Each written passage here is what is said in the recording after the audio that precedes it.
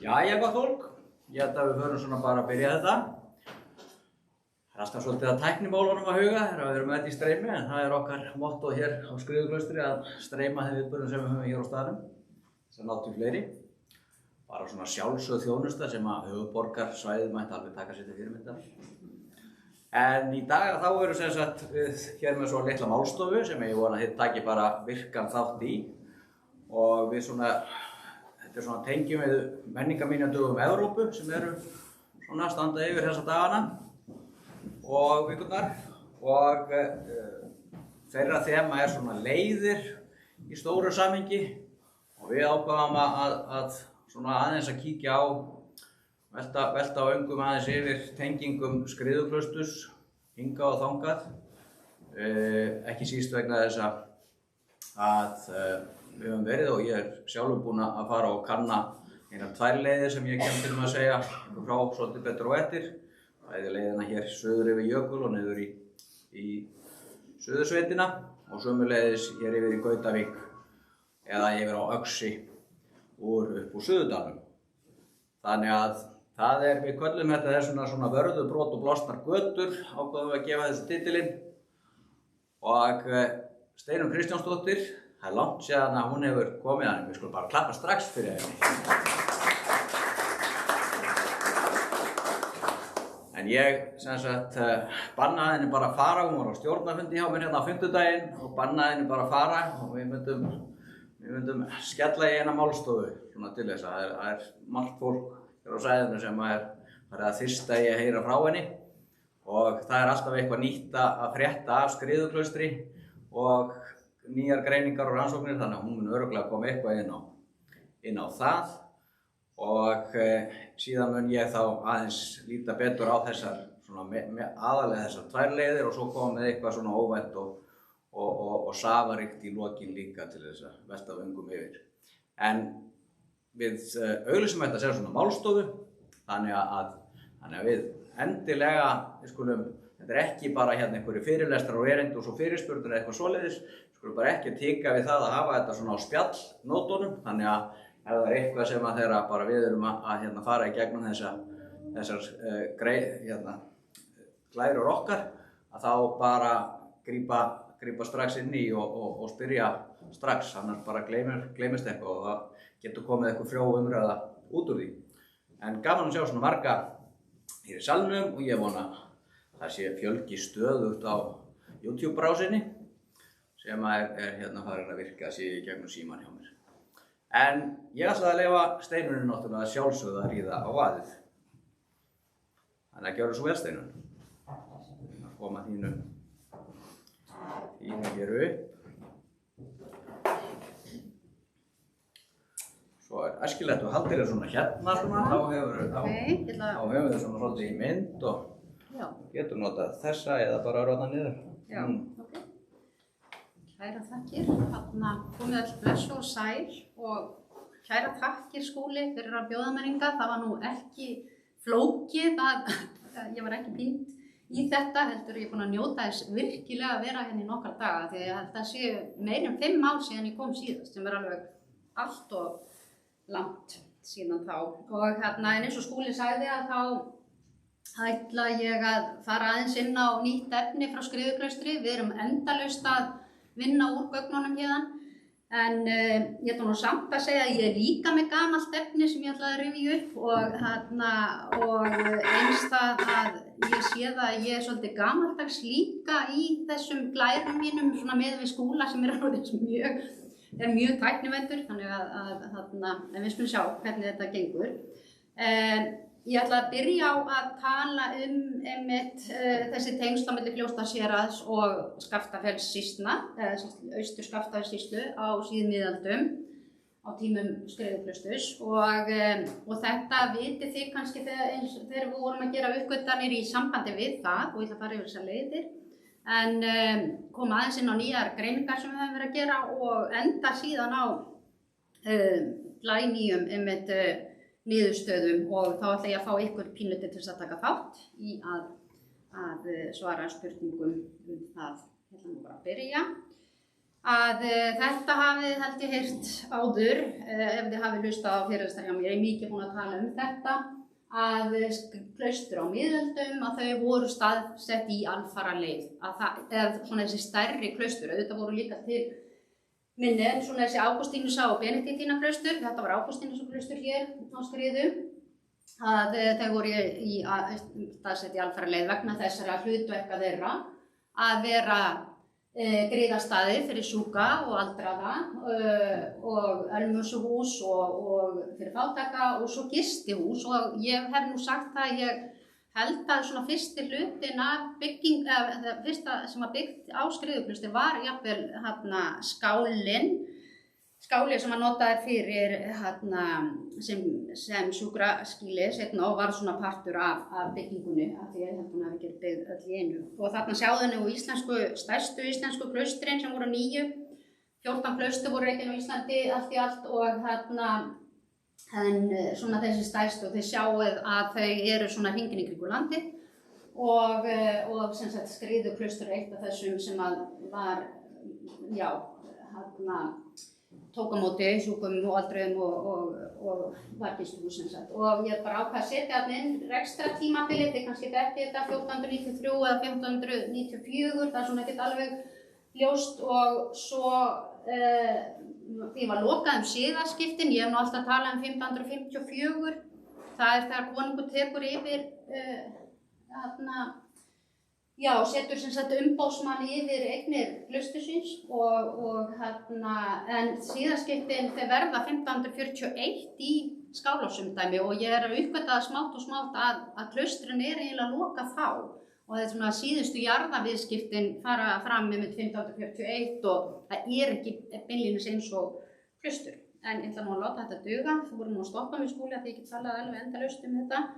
Ég ætlaði líka bara að sýna ykkur aðeins til samanburðar, þetta náttúrulega bara, ég hef margoft bent á að Skriðuklaustur sker sig eiginlega ekkert úr öðrum klaustrum í Evrópu, Norður-Evrópu og þið sjáu líka bara til samanburðar, hann oft talaði um að klaustrin hafi verið fá og lítil á Íslandi en þetta er bara svona miðað allt og allt að þá er þetta bara allt mjög líkt hérna. Í sambandi við klausturstarfsemi og staðsetninguna og þau eru í alfaraleið yfirleitt þessi stóru. Nú og það sem að ég ætlaði aðeins að koma inn á einmitt þessar nýju greiningar sem við höfum verið að gera og þið vitið það kannski einmitt að það fundust nú allar þessar byggingar, alveg ótrúlega bygging sem kom í ljós hérna í túninu, hérna fyrir neðan og það voru 300 grafir sem líka ótrúlegu fjöldi miðað við þennan stutta rekstratíma sem að því ég var að tala um 1541 þetta er hálf öld eða cirka það og við erum búin að gera kolefnisaldursgreiningar svolítið margar á beinagrindum sérstaklega af því að það var nú oft verið að tala um það að það hafi verið jarðað hérna alveg framundir til loka 18. aldar. En við höfum ekki fundið neina grafir frá því, við höfum fundið núna nokkra grafir sem eru bara svona árin eftir lokunina. Þannig að það er eins og fólk hafi bara fengið að vera hér áfram,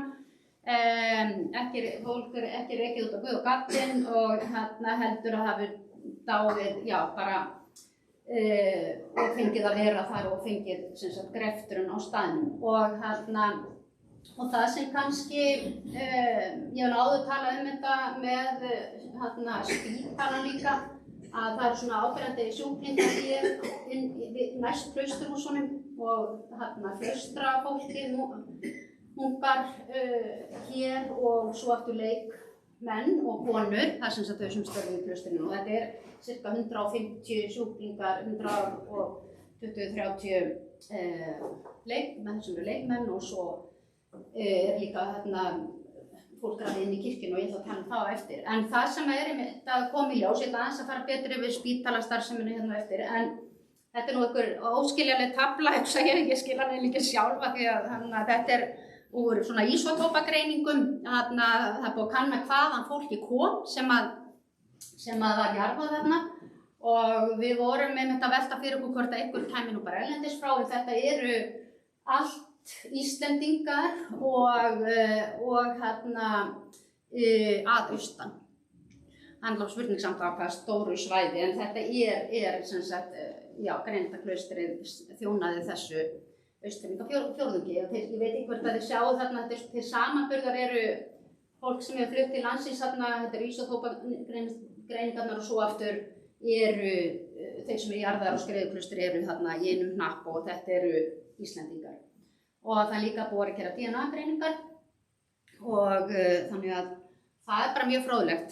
En það er eitt svolítið fróðlegt líka með, það er nú ekki búið að greina allar beinagrindirnar ísótópa heldur, en ein af þessum manneskjum, hún var, það miðar sko við fæðu fólks þegar verið að skoða ísótópa, að ein af þessum manneskjum grænmetisæta, er bara eins og sko vegan í dag og það var nú alveg greinilega hægt að vera það hér af einhverjum ástæðum, það var mjög merkilegt að sjá það. Hún hefði ekki verið að borða kjöt þarna. En hérna dæmi sjúkdóma og þetta hafið þið nú held ég heyrt áður að þetta náttúrulega alveg ótrúlegt beinasafn þarna. Það eru allir sjúkdómar eiginlega þarna sem að voru bara í gangi í Evrópu á miðöldum og á símiðöldum og það er sérstaklega sem að það er náttúrulega kannski bara ég er með þarna sull og það er beinbrot og það er alveg greinilegt að það hefur verið búið eins og þetta lærlegsbrot og að það er alveg greinilegt að hingað kom fólk af því að það vissi að það fengið eitthvað hjálp og þetta er bara ekki hefðbundin kirkjugarður að þessu leyti og það sem kemur kannski mest óvart er náttúrulega sárasóttin sem að það var ekki talið að hún hefði borist til Íslands. Þetta er alveg mjög merkilegt að halda alltaf að Íslendingar séu eitthvað öðruvísi. Af því að hún er bara í gangi alls þar í kring og það er mikil tengsl við útlönd og ég er alltaf að sjá það betur og betur hvað er bara mikill innflutningur og mikil tengsl, skipiförum, stöðugt og allt það. Og það sem er kannski merkilegt með sárasóttina, því að það sko jafnvel þó við hefum verið búin að greina þetta á beinagrindunum, að þá var efast einhvern veginn.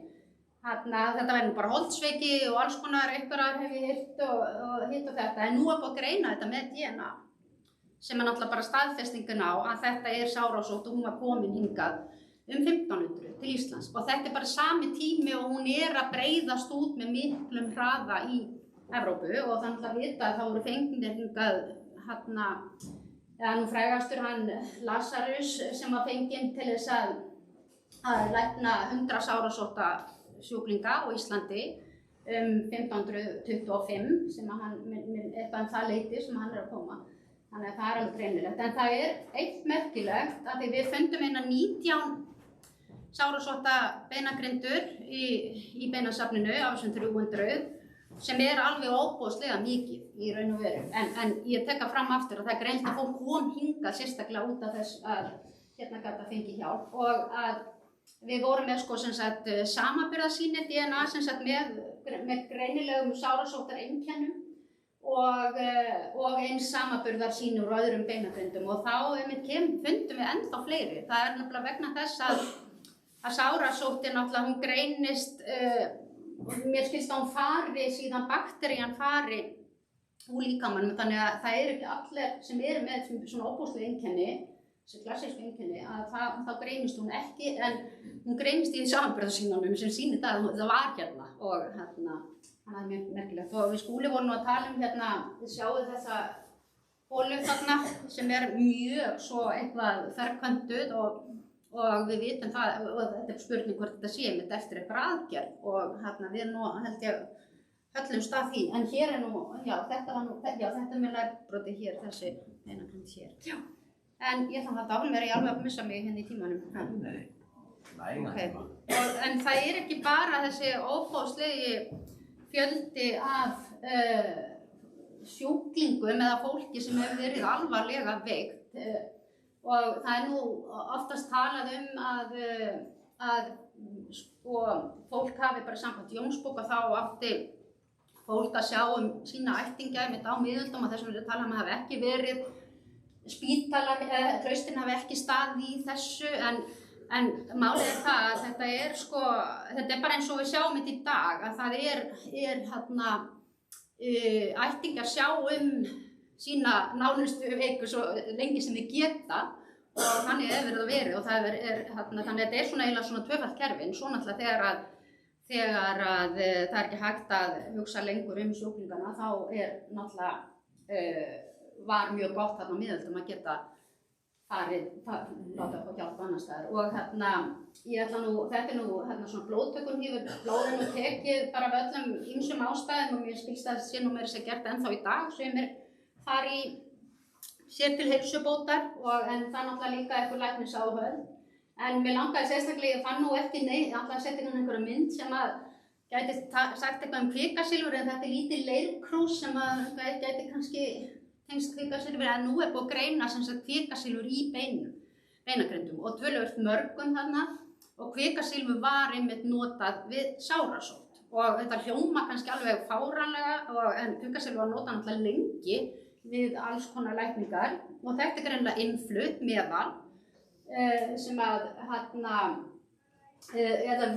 við teljum að þetta er notað þarna í lækningaskyni eins og var almennt gert en því bara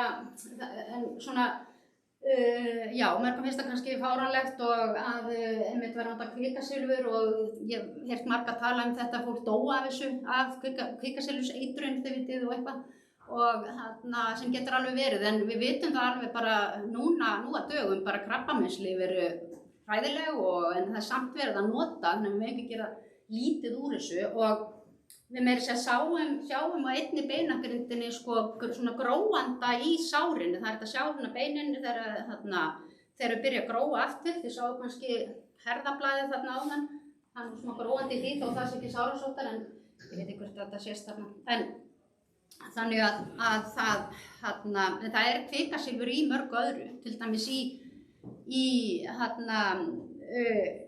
eldfjöllum og til dæmis Heklugos að það kvikasilfur sem kemur þar en ekki í Veiðivatnagosinu til dæmis. Þannig að þetta ekki þaðan. En það annað sem athyglisvert í þessu sambandi að það ekki endilega sjúklingarnir sem eru með kvikasilfurseitrun, það einhverjir með kvikasilfurseitrun hann í beinasafninu, heldur það þeir sem voru að lækna af því þeir voru meira með kvikasilfrið og að vinna með það og þannig að það en það líka ýmislegt annað í sambandi við lækningarnar það hefur fundist brenninetla eða fræga brenninetla og fleiri lækningajurtum og sem hafa verið ræktaðir og þarna kem ég aftur að þessu ég veit ekki en ég var svona aðeins heyrt af stundum að við myndum vera að gera lítið úr þessu líka að voru bara að gefa einhverja plöntur og eitthvað svona en náttúrulega öll lyf eru búin til úr einhverjum svona meðölum og fyrir utan það að þetta náttúrulega virkar og þið vitið þetta núna eins og með pensilín að manneskjan aðeins farin að mynda mótefni gegn því og eitthvað svona þannig að þetta hefur alveg örugglega virkað og örugglega margir farið aftur frá skrifklaustur sem enduðu ekki þarna í kirkjugarðinum. En svo náttúrulega skipti trúin rosalega miklu máli og þetta fallega líkneski fannst nú þarna mörgbrotið. Þetta heilög Barbara, hún reyndar á að vera með turn en turnin brotin af en hún mjög átt að venda gegn sótthita og hún var mikið dýrkuð hérna á Íslandi á miðöldum og hún enda gegn eldi líka eldgosum hita bara almennt sótthita eða hvað það og hún var í þessum hópi 14 svona 14 dýlingar sem voru settir saman í hóp og þarna sem áttu einmitt að vera svona það var þetta heita á þá til þess að vegna lækninga og svo steinar mjög margir þannig að það var nú ýmislegt annað heldur en bara svona kvikasilfur eða eitthvað þannig heldur margt annað svona sjá en þá vorum við með þetta velta fyrir okkur ég held að það hafi nú verið nokkuð snemma í uppgreitinum það er 12 ár síðan uppgreitin lauk hér ótrúlegt og við vorum með næði 10 ár þannig að tíminn líður og ég man ekki hvenær við byrjum að velta þessu fyrir okkur að hvernig stendur á því að þessi spítali og gistihús og allt þessu umsögn þetta virðist vera svolítið afskert í dag inn í dal innst inn í dal að við vorum mikið að velta þessu fyrir okkur að það væri sem sagt að fólk hefði bara gert sér ferð hér inn eftir okkur og svona en það svolítið auðvelt að vera svolítið upptekinn af nútímanum og og það var eiginlega ekki fyrr en við fórum að greina fiskbein eða bara dýrabein og bara dýrabeinasafnið sem við vorum búin að grafa upp að það kemur í ljós að þorskurinn svona stórþorskur sem að veiðist ekki hérna fyrir norðan land, heldur fyrir sunnanland að við fórum að velta fyrir okkur hvernig óskopanum stendur á því að fiskurinn, þetta greinilega allt hérna fiskur úr sjónum hérna fyrir sunnanland og það var þannig sem við komumst á sporið og þess vegna heitir nú fyrirlesturinn Skreiðin á skriðu já, ég ætla nú bara að fletta yfir á næstu glæru, hérna vendar hafmerarhryggjalið sem ég setti nú bara að það skraut sanna og þetta var einmitt 2010, já þetta er 2010 sem við uppgötum þetta og þá hafði ég samband við fiskifræðing, Sigfús og hann einmitt bendir, hann bara segir það, staðfest það er líka búið að grafa víða eða nokkuð víða á Norðurlandi og Öskuhauga meðal annars og þar finnst ekki þessi stóri fiskur og ekki þessi fiskbein og og hann bara svona staðfestir eiginlega þetta að hann bara finnst allt með þess að þeir eru veiddir á vetrarvertíðum vestan við Hornafjörð í Skaftafells-sýslum og svo ísubeinin, þetta er stór ísa og sem heldur sig í Hlíðasjónum hérna fyrir sunnan og svo í það lönguna líka sem yfir 1 metra á hæð og þá fórum við að skoða þetta þá var þetta eiginlega vitað hérna má segja að Helgi hérna jöklafræðingur var nú búinn að fjalla þetta mikið með þessa leiðir yfir jökulinn og sem að við höfum ekki alveg spáð í og þegar við vorum að skoða líka jarðaviðskipti Skriðuklausturs príorarnir þar að þeir eru mikið að leggja þeir eru enda að spá í fiskinn líka þetta út á föstunni og það mátti reyndar borða kal kjöt af dýrum sem ekki hefur 4 fætur á föstunni en aðalega er þetta fiskur og fasta náttúrulega er langa fasta og það er fasta árið föstudögum og þannig að það þurfti mikið af fisk og þess vegna er kannski líka, mér finnst það meitt aðeins velta meira fyrir sér hvað fiskurinn var verðmætur á miðöldum og líka sérstaklega frá Íslandi og mér skilst það svona stærstu kúnnarnir í Evrópu á miðöldum voru einmitt það eru þessi kaþólsku lönd og mikil stríð fiskinn eins og þið vitið, Englendingar og Danir og Þjóðverjar sem voru að berjast það. En það er bara, þeir eru að berjast, þeir eru að kaupa, sífellt að kaupa jarðir sem liggja sjó og eins líka þá eru þeir að borga með, þeir kaupa allir með 20 í Borgarhöfn, tvisvar sem þeir eru að reyna að ná Borgarhöfn og þeir áttu hana á móti bara Skálholtsstól. Og þannig að það er greinilegt að þeir eru að tegja sig þarna og í einmitt verðmætari fisk og ég held að við Skúli hefum nú rætt að ég held að þeir hljóta hafa verið eitthvað selt til útlanda af skreið og þó við vitum ekki mikið það því þetta er það bara það mikið og eitthvað endaði náttúrulega upp í Skriðuklaustri á þessum beinum sem við höfum þar og þannig að þeir eru að kaupa og sérstaklega Borgarhöfn og það ofboðslega verðmætt og en síðan en ég ætlaði einmitt að fara yfir þá þessar leiðir sem við fórum að skoða og Skriðuklaustur hefur verið mjög vel staðsett upp á það að vera með tengsl við allt héraðið og allt suður suður fyrir Vatnajökul og ég ætla nú bara að tína aðalausa leiðir upp en ég held að Skúli ætli nú að fara nánar yfir þær, er það ekki? Já, aðalega bara þessa jökulaleið okkar. Já, einmitt, en þetta eru setja þér inn. Það er náttúrulega verða mikla breytingar í Vatnajökli sem að gera það verkum að leiðina lokast og ég ætla að koma inn að það. En þetta eru sem sagt bara ótrúlega margar leiðir sem hefur verið þarna leiðin yfir Vatnajökul og svo Bjarnarey og af Úthéraði þá Vestarsheiði til Brimnes sem að Kristur átti og svo yfir Hallormsstaðaháls og þetta eru þessar leiðir. Ég ætla kannski ekki að fara mikið yfir það en þið sjáu það kannski á þessari mynd að þarna hvað þetta er vel tengt. En það var líka þetta, var alltaf að tala um það hefði verið eitt klaustur í Austfirðingafjórðungi en það var ekki tekið tillit til þess að Austfirðingafjórðungur minnkaði á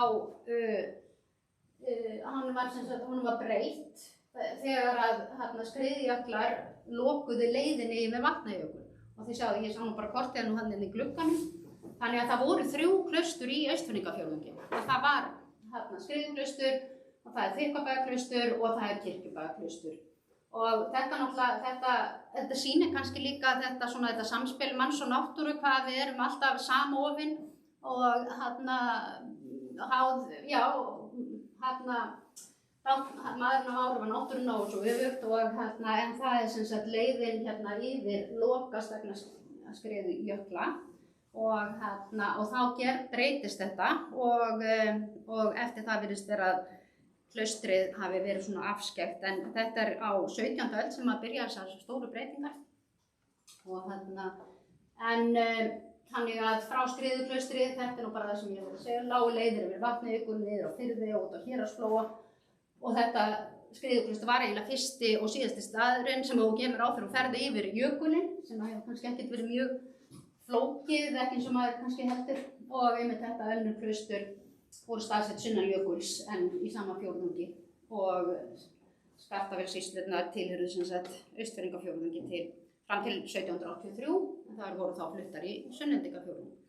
Það er mjög merkilegt. En ég ætlaði nú að, kannski sleppa þessari og fara yfir næstu. Ég var með þess áðan, þið munið eftir henni, því nú ætla ég að koma líka að öðrum nýjum niðurstöðum. En það var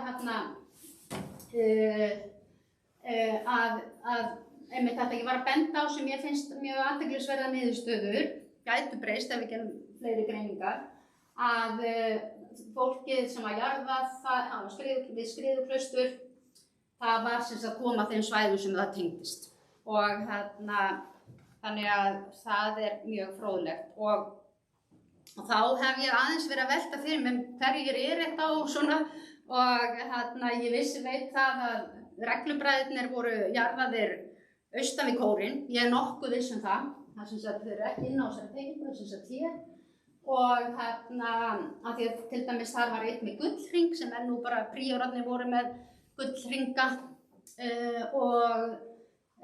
þannig að það er nokkuð ljóst. Þannig að við höfum verið að velta fyrir okkur hverjir eru til dæmis inn í kirkjunni og að þar voru 7 grafir og þetta er fólk á öllum aldri og bæði karla og konur. Að það er fóstur þarna rétt við innganginn. Það getið nú þetta rauð það er bara þarna og síðan er ung kona sem var með bók þarna. Það er 2 konur með bækuminni og síðan er fullorðinn karl sem nú bara jarðaður tvíselt þetta leggstæði greinilega bræðirnir af því að það var fullorðinn karl undir kistunni með konunni og síðan er 2-3 ára gamalt barn og svo mjög ungt barn sem ekki vita hvað var gamalt. En síðan er miðaldra karl með bók og hann var íklæddur einhverju sem við töldum vera kupl og við segjum kupl og hann fannst þarna 2006 og ég hef einhvern veginn alltaf talið að þarna hafi svona velgjörðafólk og fjölskyldur þeirra verið jarðaðir. Og nema það að ég við lengi, í öll þessi ár, talað þolinmæði í fornleifafræði, síðan 2006 ég hef verið að bíða að einhver myndi greina hann kupl fyrir mig. Nema það gerist nefnilega einhver tíman, 2010 einhver tíman, að það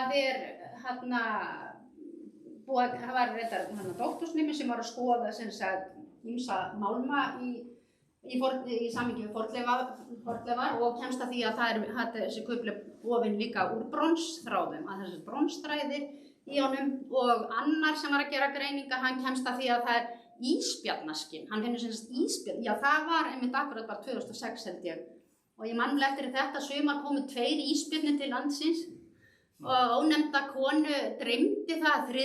myndi kom birtast líka því það muni kannski eftir þessu, þannig að allir voru að bíða eftir og voru að sjá alls þar og svo hann kom þessi greining. Já, hér 3. ísbjörninn, hann hérna. Þarna við botnuðum ekki neitt í neinu og svo ég búin að vera með þetta eins og margt annað eins og ég segi, það bara endalaust hægt að finna eitthvað þarna úr þessu. Þarna þessi gröf, miðaldra karl með bók og þarna íklæddur kumpli og það ekki fyrir núna sem við erum að byrja að skoða þetta betur. Og kistan var óbúslega vegleg og þannig að við vorum alveg hlaut að vera eitthvað fyrirmenni. Það var endar svo merkileg, ég veit ekki hvað þið sjáu, það eru þarna göt þarna í endanum eins og þessi endurnýttu viður sem nú reynda bara flott að endurnýta við, finnst mér, en mjög vegleg kista með við hinnar og þarna og hér nú teikning, þetta er teikning eftir Þóru Pétursdóttur sem að mörg ykkar hef ekki öll þekkið og bókin hafði runnið hérna niður og hér hún öll í bútum og svo hérna textillinn alveg hérna yfir og hann hafði nú varfið svona vel út af bronsina því að það verður svona einhver oxun í, hann úr ull og hérna, já og hérna en þannig að þetta var mjög fróðlegt og þetta nú bókin fína þegar búið forverjana og þetta hérna víst bísantist munstur á bókinni og sálmabók eða grallari og mjög flott en því miður þá var innvolsið mjög illa eða eiginlega ekki varðveitt þannig að það var enda smá bútar varðveittir þannig að það var að sjá að þetta væri sálmabók og hérna en óbúslega falleg og svo klæðið. Hér sjáu þið, þetta er bara verið að greina þetta núna daginn í sumar og þarna sjáu þið bronsþræðina í þessu og sem ver fer að þá hafa uppistöðurnar í klæðinu sem sagt eyðilagst þannig að þetta í rosalega miklum bútum en það væri gaman að endurgera þetta og ég er búin að nefna þetta við Skúla þannig að hann get ekki aðstofa við það og þetta spjaldvefnaður og þetta líka með bronsi, þetta sem sagt bara vefnaður úr vefstað og þetta miðaldra gerð þannig að það alveg á hreinu að þetta og líka búin að aldursgreina beinin og þetta bara eina af þessum gröfum frá klausturtíma og óbóðslega fallegur spjaldvefnaður og það eins og ég segi væri gaman að endurgera þetta og en niðurstaðan var síðan hérna klæði ofið í vefstað og það spjaldvefnaður og mér sagt sem þekkja til að þetta sé óbáslega vandað og fínt og það sem bronsþræðir og ísbjarnaskinn, þetta var það sem við erum með. Þannig að niðurstaðan að þetta var maður sem var jarðaður í sennilega möttli eða skikkju. Ég hérna með reyndar eru kápur, biskupa og hugsanlega ábúta eða príóra eða hvað þannig en við teljum að þeir hafi ekki verið jarðaðir inn í kirkjunni en það svo sem ekkert útilokað en það alveg vitað að höfðingjar, þeir áttu svona skikkjur og möttla ég veit ekki, ég var svona að bæta allir mynd á Game of Thrones það ekki svo þeir hafi verið mikið í svona þar og þannig að mér finnst þetta nú bara alveg óþóðslega merkileg uppgötvun og það engin svona til frá miðöldum en það var hérna á tímum sjálfstæðisbaráttunnar bara 1900 að þá kom svona í tísku þegar við kannski séum myndir var verið að reyna að endurgera svona eitthvað miðalda þannig svo margt verið endurgert frá miðöldum og þannig að þetta sem sagt, já, hefur verið einhvers slags möttull ofinn svona óbúslega fallegur spjaldvefnaði og með ísbjarnaskinn hérna.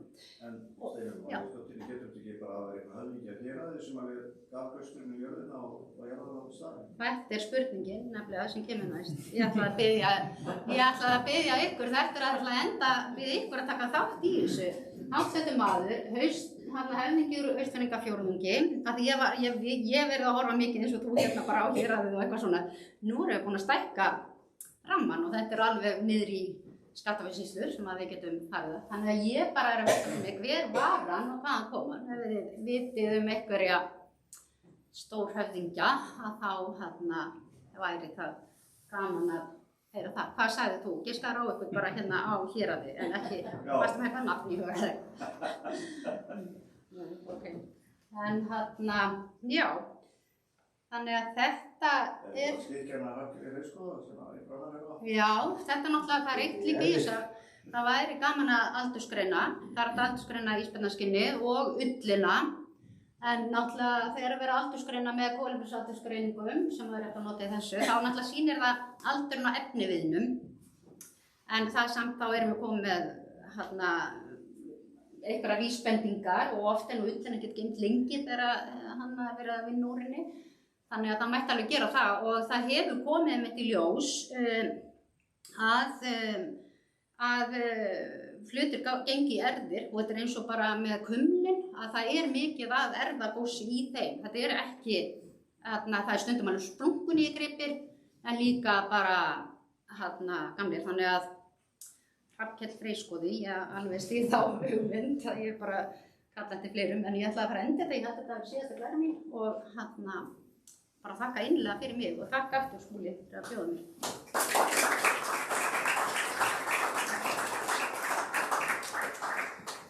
Komdu bara hérna. Já. Tekur bara mitt sæti í stólnum. Já, ok. Er ekki eitthvað sem þið viljið spyrja Steinunni svona eftir þetta? Þannig að ég er hér einhverja tilfæringar. Það var engin ábóti sem að dó á þessum tíma? Jú, það dó ábóti í embætti. En ég held að það sem hann sem er með gullhringinn. Það er alveg klassískt að þeir áttu gullhringar og það er svona, en eins og ég segi, ég útilokaði ekki að þetta sé príor eða eitthvað inn í kirkjunni, en mér finnst bara svona samsetningin eins og þetta sé velgerðarfólk og svo einhver tengdi þeim að þetta eru börn og þetta er alveg niður fóstur í kistu og og konur og það eru ekki jarðar hliðin á mönnunum og þetta eru hátsettar konur sko, líka. En er þetta sé fjölskylda? Er það hægt að finna það? Það er hægt að finna það út sko, það væri fróðlegt að bera það saman sko með DNA en já, það náttúrulega kannski sjáum við það ekki ef það eru hjón eða eitthvað en nei, ég held að þetta séu bara einstaklingar og en náttúrulega virðast vera flesti séu hérna austan og já, af því að þeir eru ekki jörðu þarna saman eða eitthvað en þetta er náttúrulega dýrasta legstæðið var inn í kirkjunni og það eru frá hinum klaustrónum eru til heimildir þar sem að fólk keypti sér með pantaleg inn í kirkjunum, það er Reynistaðaklaustri manni og svo eins frá Þingeyrum inn í Stöpplinum, sem sagt kirkjuturninum í gólfinu þar, sem sýnir nú að kirkjuturnin hefur nú verið ansi stór og því það voru maður og kona sem að keypti sér þetta og þannig að ég hugsa þetta sé velgerð á fólk.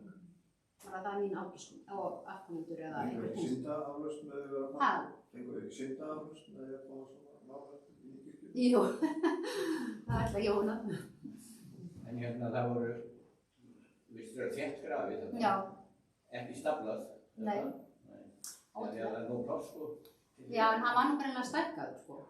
Það er mjög merkilegt að hann var stækkaður en af því þessu stuttutími þá er lítið svona grafið ofan í aðra grafi, en það eru samt dæmi eins og þetta inn í kirkjunni að það var önnur gröf undir og þeir sáu það voru ekki allir í kistu en flestir enda en það eru samt alveg, já þannig að það eru svona, þetta er svo stuttur tími þannig að það getur verið bara sami maðurinn síðan þessar útfærir nei, já, svona allavega þannig að það vita hvar var búið að grafa fyrir en það var sko, hann er stækkaður, við vitum það nú bara bæði úr uppgreftinu og svo eins að það eru þarna menn sem að brjóta af sér, stela hrísi úr landi Skriðuklausturs og þeir voru látnir taka þetta sína syndaaflausn út í samfélagsþjónustu og stækka kirkjugarðinn. Þannig að við erum með heimild það. 1924 minnum eða fleiri. að það var refsingin og En burtséð frá öðrum þessum kirkjugarði og við hugsaum gamla kirkjustæði, hér og víða, að grafreitinu kringum kirkjurnar, það er þannig búið að grafa í 500-600 ár, en reitinin ekki stór. Nei. Þannig að það lítur að búið að stafla nokkuð oft. Já, það víða þannig. Og það víða þannig. Það var ekki þarna alveg merkilega vel raðað, en það var samt alveg dæmi það að það var grafið ofan í nýlegar grafir, sko. Við sáum það var jarðað upp á nýtt, sko. Og já. Já, svona, það reykist, það svona skarast. Já, og þannig að það aðeins verið, klippt af. Ólega það þú? Ég var bara að hugsa þessar sjávarjarðir, þannig að þekkjum þetta til þess að segja sig og þetta hvort það getur Víkingur að hafa verið að tryggja sér viði og reyka.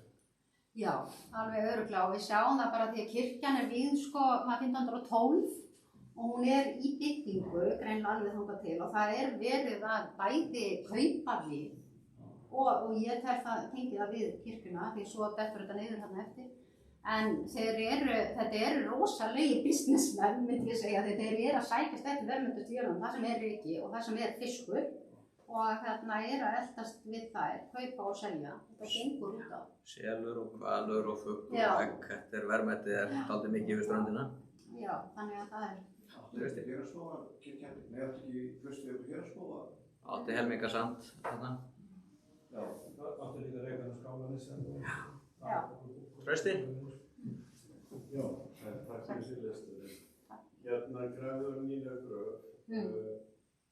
Verður við hvað var gert við beinin sem voru undir eða voru við grafinu upp og kruft eða hvernig? Nei, þetta var eiginlega, nei, þau voru bara látin vera ofan í gröfinu. Já, nú grafið, eða hefur lesið það í kirkjugörðum. Í kirkjugörðum þess að koma bein þegar grafið að þau eru kruft í eitt form. Já. Garðsesturins, en ég hef ekki séð einhvern veginn hvort það sé til í venja eða regla meðferð þessara beina, en eins og þú segir, Já, það eitt sem ég held að hafa orðið mikil breyting síðaskiptin, frá svona þessum kaþólsku siðum yfir í lútersku, hvernig var litið á lík og þegar var verið að grafa, að það greinilega og einmitt þetta að hvar ásætta beinin og eitthvað svona, það eins og þetta kannski svona, ég hef aðeins verið að tengja þetta svona kannski minni efnishyggju eða eitthvað að einmitt þetta koma í nýlega gröf að þá bara haldið áfram og eitthvað svona, það þetta gert núna en eins og að fólk sé að búa í jarðaða þá kannski skiptir þetta ekki máli lengur og það náttúrulega Já, þó, ég veit ekki, það náttúrulega líka mjög mörg dæmi það á kaþólskum tíma að fólk vil grafa sig hér og þar. Það bara handleggur einhvers staðar og fótu, það vildi vera sem víðast, þetta nú kannski eins og bara núna þegar við að dreifa ösku eða eitthvað. Þannig að þetta einhvern veginn allt önnur hugsun, sko. Og svo náttúrulega eins og við vitið, fólk lagt í skrín, bara Þorlákur Helgi og hann hafinn upp einhverjum 5 árum eftir að hann dó, Þetta á 1193 og var lagður skrín og síðan, 1200 og síðan það 1400, 1300 og eitthvað, lok 14. aldar að þá höfuðkúpan tekin af og sett í skrín, þetta var til sýnis í Skálholti. Þetta svona einhver allt önnur hugsun heldur en við bara þekkjum og mjög skrín, þegar við örugglega séð svona söfnum og eitthvað, þetta bara svona demanta, streikni dementum og úr gulli og silfri og þannig var, En þessi fjöldi í gröfuna, 300 manns, áhugavert og það sem mér finnst eiginlega forvitanlegt að hver ástæða sé fyrir því að fólk hafi ekki flutt heim. Það þetta á Austurlandi og í mörgum tilfellum hefur kirkju ekki lung.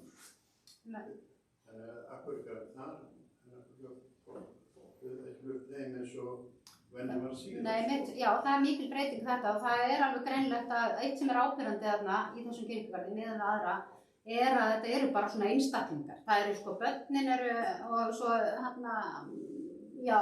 bara greinlega raða eftir aldri, það raða eftir sjúkdómum, það alveg mjög stórfurðilegt, það bara Það veit ég sem deildin bara þess saman þarna og þannig að fólk að ræða, en já. En það var líka þannig náttúrulega var það ekki, sko, ef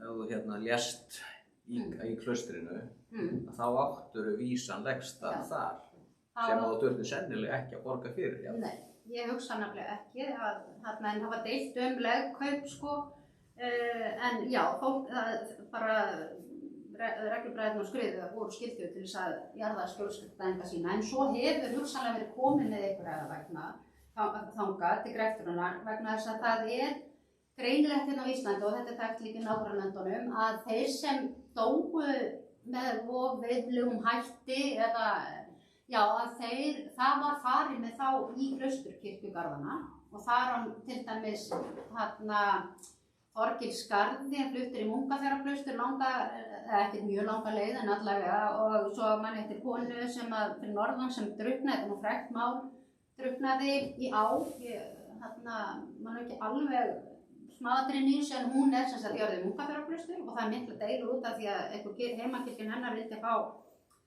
legkaupið og allt þetta en þannig að það eru mörg dæmi þá og eins bara Björn Ríki á Skarði að hann var jarðar við Helgafellsklaustur, hugsanlega bara hluta af honum en eftir að skoða það betur. En það var þannig og hann var drepinn þannig að hann var veginn af Englendingum og það var að ríðast fiskinn og allt það. Þannig að það svona, já, ansi margt í svo að mætti nú skoða þetta mikið betur og einmitt þessar breytingar sem verða hugsunarhætti í sambandi við. En allir við förum ekki að halda á fjöllin aftur, halda á leiðurnar aftur, er eitthvað kalt og ég loka þessu glugga sem ómikil dragsúður, nei. Þá leyfum við honum að glamra þarna áfram. En þá ætla ég að fara með ykkur aðeins í ferð og hitta meðal annars þessa steinskessu sem varð á vegi mínum. En maður byrja kannski svona aðeins, þetta nú svona svolítið, förum aðeins í þetta sem að Steinunn var að koma innbra þarna á.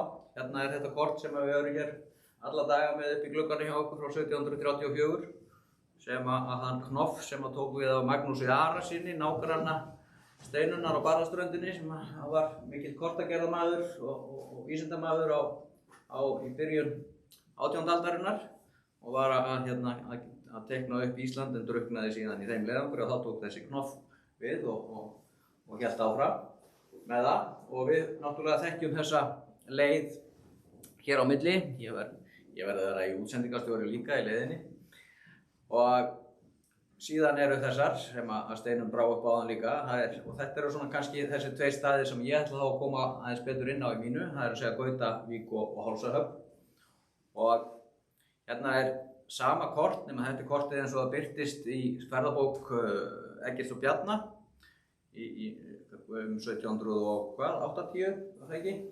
En þá hann að nota Knoff-kortið en þá hins vegar búið að bæta hérna inn Klofajökull fyrir og það rauninni, það kemur rauninlega fyrst fyrir þarna í heimildum náttúrulega hjá þeim, fyrir sem skilst. Steinunn var að rekja þetta svolítið, það ákveðnar heimildir þetta að það hafi verið farið yfir jökul og það hafi verið mikill gangur hér á milli héraðs og jafnvel talað litla hérað og stóra hérað eða minna hérað. Það er að segja stóra héraðið hérna megin og minna héraðið sunnan við jökul í Öræfunum sem síðar fengu það heiti. En þannig að Árni Magnússon, þetta eru punktar svona úr svona hálfgerðum minnispunktum hjá Árna Magnússyni sem hann að rita þarna eftir að hafa farið landið og það sem hann hefur fengið upplýsingar og sem að allir svona leiða líkum að því að þetta séu nú kannski ekki bara einhver munnmæli, heldur að þetta hafi verið staðreynd að það hafi verið en síðan þarna á 17. öldinni að þá þetta allt saman að lokast og það sjálfur sér styðst af þeim veðurfarsbreytingum og mælingum sem menn hafa verið að skoða náttúrulega í kjarnasýnum úr Grænlandsjökli og síðan sömuleiðis hér á landi. En hérna nú landið eða staðurinn sem að munkarnir hér á Klaustri voru að leggja mikið fé í að reyna að komast þarna í Hálsana, þar sem að Hálsahöfn var. Þetta heitir sem sagt Hálsar hér og þetta náttúrulega, við veitum óskuplítið hvernig þetta var umhorfst þarna fyrir 500 árum. Það var alveg klárlega gjörbreytt því að síðan Árnar voru að sækja að þessu og þetta breyttist allt, landið seig undan jöklinum og allt vatnafar þarna breyttist þannig að þessi höfn, hún leggst af þarna milli 1580 og 90. Já. Hvaða bæri þarna undir fjallinu? Þetta Hestgerði. Þeir sem eru eldri hérna, þeir muna hafa alltaf bensíndæla hérna. Og þannig að þetta, já, það hefur verið mikill sjóslist þarna svona undir lok 16. aldarinnar og þá eiginlega leggst þetta nú endanlega, þá er greinilega farið að breytast eitthvað sjólagið þarna mjög mikið. Þannig að við svona getum aðeins brugðið okkur hérna mögulega í landsýn yfir þetta, flugsýn svona yfir þetta en það sem sagt byrjum þá þarna sunnan og rekjum okkur yfir jökulinn. Þetta er sem sagt leið sem að við erum síðan búin að vera svona dálítið að skoða mikið og þetta var á meðan rannsóknin stóð eins og Steinunn sagði, þetta var allt svo forvitnilegt, það eru fiskbeinin og allt þetta sýndi einhvern veginn að þetta var svo spennandi. Þannig að sem sagt liggur leiðin hann bara inn og að Borgarhafnarbæjunum og svo yfir upp Bæjardal og yfir í Staðardalinn og svo upp og fer hún þarna inn Staðardalinn sem hefur náttúrulega allur verið meira gróin þarna því að svo jökulárnar náttúrulega brutu land þarna endalaust. Svo hún þarna, liggur þetta upp Staðarhálsa svokallaða upp í Birnudal og þarna upp undir Hálsatindinn og þar upp í Hálsasker og upp í Skálafellsjökul og svo það bara tekin rispan yfir sko. En flýtur þó aðeins för kannski. En þetta sem sagt, þessi leið að þetta er einhvern veginn svo ótrúlegt fyrir okkur eiginlega finnst okkur í dag með þennan mikla jökul. Það er það sem var svo spennandi líka að velta fyrir sér og Helgi Björnsson, jöklafræðingur, var náttúrulega búinn og birti þarna í sínu jöklariti ákveðið módel af því og bræði því upp núna eftir. Þarna, já, nú erum við komin yfir jökul og komin náttúrulega yfir allt og mikinn jökul þarna, Brúarjökul og förum svo niður við Snæfellið. Það er eitt af því sem kannski er svona deildar meiningar voru megin til dæmis þessi leið hefur legið við Snæfellið. Ég helst að hann hafi verið austan við sko og hafi verið farið þar inn hjá Þjófanjúkunum en það eru örugglega menn hérna sem eru tilbúin að ræða það frekar. En þetta er 100 km bein loftlína frá Skriðuklaustri og niður í Borgarhöfn. Þannig að þetta er alveg dágóður spölur og þetta verður ekki farið á einum degi þó mann hafi kannski komist yfir jökul á einum degi. Þannig að það er alveg drjúgt. Þannig nú orðið kunnulegra á nasvæði. Þetta er svo sem það sem að Steinunn varpaði upp á þann. Þetta Borgarhöfn á gríðarlega dýr jörð og stór og mikil. Hún er 80-100 á meðan að Smyrlabjörg eru 1200 og Hestgerði 1200 þarna og munkunum hér að príorunum tókst að komast yfir allavega hana 3/4 og svo eignaðist þarna einmitt Skálholt 1/4 á mótvegjum og tímabili en 1/4 var samt lengst af þarna á þessum tíma í bændaeign en Kirkjubæjarklaustur notabene átti Smyrlabjörg og Hestgerði. Þannig að þetta var auðvitað aðalútræðir staðurinn en auðvitað margt fleira sem fylgdi með og kannski til marks þennan mikla samgang á milli að þeir hika ekkert við að kaupa þarna hálf helmings hlut á móti Sandfellingum í þessari fjöru á milli Kvíárósa og Gljúfurár. Þannig að það er líka eitthvað svona sem á alveg eftir eru sjálfur sér að stúdera og hvað allar voru þeir að flytja að reka allavega þaðan handa en einhverju sóttust þeir eftir. Hér erum við þá komið með svona þetta kort sem að sýnir ferðaleiðir. Þetta er kort frá Hjálmari Guttormssyni úr Árbókum og síðan sem er svona það sem hann er að fara yfir þessar hugsanlegu og líklegu leiðir yfir Vatnajökul á 15. og 16. öld. Og ef við leggjum yfir það hérna hugmynd Helga Björnssonar hvernig útlitið var á jöklinum fyrir 1000 árum, eins og hann birti það í jöklum á Íslandi, þá minnkar jökullinn dálítið.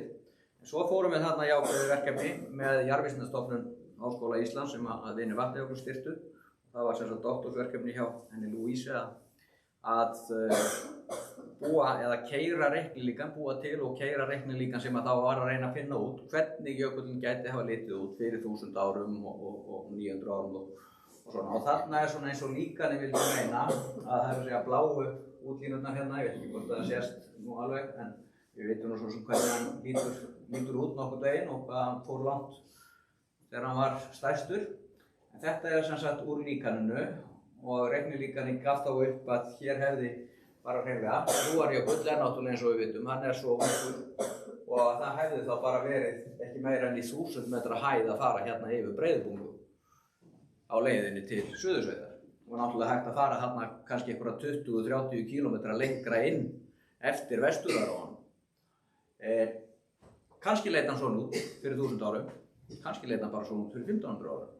En líkanið ef við bætum, og þá hefði þetta nú verið frekar einfalt að fara yfir jökul og kannski skiljanlegt að hann hafi verið kallaður Klóajökull. En þetta síðan, ef við rekjum okkur svona öld eftir öld í líkaninu, þá erum við hérna komin fram til Klausturs á Skriðu og þá er ennþá eiginlega engin Brúarjökull byrjaður að myndast, þannig að ennþá er þarna dágóður spölur í viðbót með jökuljaðarinn í dag sem var hægt að fara inn frá Háveldu og Maríutungu til þess að fara suður yfir jökul og ekki orðið eins hátt og það er í dag. Þetta verið gróið land líka. Allan tíman hefur þetta verið gróið land, bara eins og við veitum hvernig Vesturöræfin er í dag og það var örugglega mun meira gróin á þeim tíma. Þannig að það var ekki vandi að fá beit fyrir hestana, nema kannski að því að menn voru að fara á vetrarvertíð í febrúar. Og svo rekur módelið sig svona og þetta er það sem að módelið gaf upp sem sagt reiknilíkanið fyrir 1880, það er svona það bil sem að jökullinn er að verða stærstur. Það er svona fyllir eiginlega allstaðar, það fylgir nær að fylla nokkuð vel í þessa línu sem við vitum að er raunverulegt hvað útbreiðsla jökulsins varð stærst. En þannig að þetta svona er náttúrulega allt annað landslag heldur en við þekkjum í dag sem að var fyrir 500 árum og hvað þá fyrir 1000 árum. Kambstúnið og Hálsahöfn og þarna, bara svona rétt aðeins niður í það að hér erum við með mikið og gott örnefnakort af þessu sem er þarna í kring. Mjög skemmtilega örnefni þarna sem að örugglega tengjast eitthvað þessu að menn fóru náttúrulega með hesta í þetta og hér erum við með vestri hestdali og eystri hestdali og hestdalahrygg þarna fyrir ofan. Þarna hefur verið hægt að hafa beitina fyrir hestana og meðan það var verið að veiða. Svo var það sem sagt, það voru svolítið deilda meiningar nefnilega það hvort það væri hægt að finna þessa leið þarna undir Hálsatindinum og við fórum árið 2020, þá fórum ég með þessu ágæta fólki henni Sirri á Höfn og Snævari, hjónum og Fjölni á Hala og við létum keyra okkur upp í það sem áður stóð Jöklasel og gengum síðan niður allt niður í Staðardal og reyndum að finna hvort við getum fundið einhver ummerki gamlar götur eða vörður eða eitthvað þarna á leiðinni niður. Og það eru þarna skemmtilegu örnefni á þessu svæði eins og Hestatorfa og Háatorfa og Aðarnausson sem að vísa til þess að það hafi verið auðvitað veiðileiðir þarna Og við fórum þarna, svona, þetta er bara hérna snöggt og síðan sem sagt á eftir þegar við klárum málstofuna þá getið þið farið svona í flugsýn yfir þetta ef þið viljið hérna í glerófunum hjá mér eða skoða betur á skjá. Þarna er nú Jöklasel, þetta er mynd sem var reynda tekið 2017 þegar ég fór fyrst þarna upp og þá stóðum við Jöklasel en svo var hann nú rifið vegna landadeila. En ég skil ekki ennþá af hverju en þess að það er klárlega bara á gamla Klausturlandinu þarna. Þannig að Kálfafellsstaður átti aldrei nokkurt land þarna undir, þarna megin við Hálsagilið. En þarna liggur leiðin sem sagt og síðan liggur hún þarna niður og yfir. Það er rauninni hérna sem sagt, þetta er svo gríðarlega gil hér, þetta er Hálsagil hérna og það er margar ár sem kom þarna niður en það er bara mjög greiðfært hér yfir á ákveðnum stað.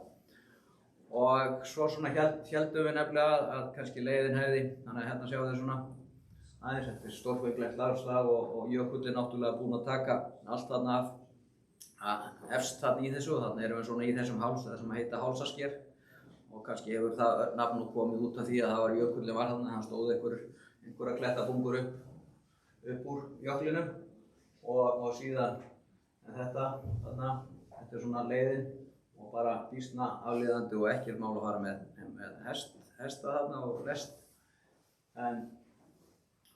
Og svona, það er hér bara mjög greiðfært yfir áður en að allt fellur þarna ofan í þetta djúpa gil og svo bara fallegt land. Og þarna er svona leiðin eins og við teljum eftir þessa göng okkar. Við þóttumst finna einhver svona ummerki mögulega og sérstaklega hérna fór þá að rýna í myndirna sem var að taka með drónanum ekki síst hvar hún hefði verið. Við fundum alveg greinilega götu niður hérna. Við vorum nefnilega þegar við fórum á stað þá vorum við Fjölnir svona á því að kannski sennilega hefði þetta og þeir hefðu svona einhvern veginn farið í einhverjum krákustíðum hérna niður svona breiðustu svona það sem var breiðast á milli þessara skorninga og gilja. En það leyndi sér síðan eiginlega ekki þegar við vorum komin þarna upp að þetta var farið hér og svo var farið niður í Birnudalinn og svo hér niður með Birnudalsánni og alla leið niður í Staðadalinn. Þannig að þetta og hér á nú komin virkjun þarna upp í Birnudalnum. Þannig að þetta er svona og svo hefur maður horfir þarna ofan úr Birnudalnum og niður og þetta er býsna bratt þarna niður en samt ekki svona þegar maður er komin á stað þá er þetta nú ekki alveg eins bratt og það hefur samt sem áður verið asskoti erfitt að fara með hesta þarna upp og niður. Og svo liggur þetta bara áfram þarna og yfir í draumalandið, yfir í Kambstúnið, þar sem að verbúðirnar voru. Mér finnst alltaf gaman að þessu örnefni þarna, Krossnes, ég tengi að þarna hafi verið einhver fyrirbænastaður áður en menn fóru í bátana út í höfnina. Þannig að þetta er, þarna sjáum við upp í Hálsatindinn og Daðahausinn, þessi svokallaði, hann er þarna og þetta er ansi hátt uppi. Þarna er sérri við eiginlega eina vörðubroti sem við fundum nú samt sem áður á þessari leið og þetta svona leit nú einu sinni varla út fyrir það að vera þannig séð eitthvað óskaplega gamalt þarna ofan á þessum kletti. En samt sem áður klárlega hrúað þarna saman og kannski staflað fyrst og svo hrunið, það er nú sennilega ekki geðsleg veðrin þarna undir Hálsatindinum.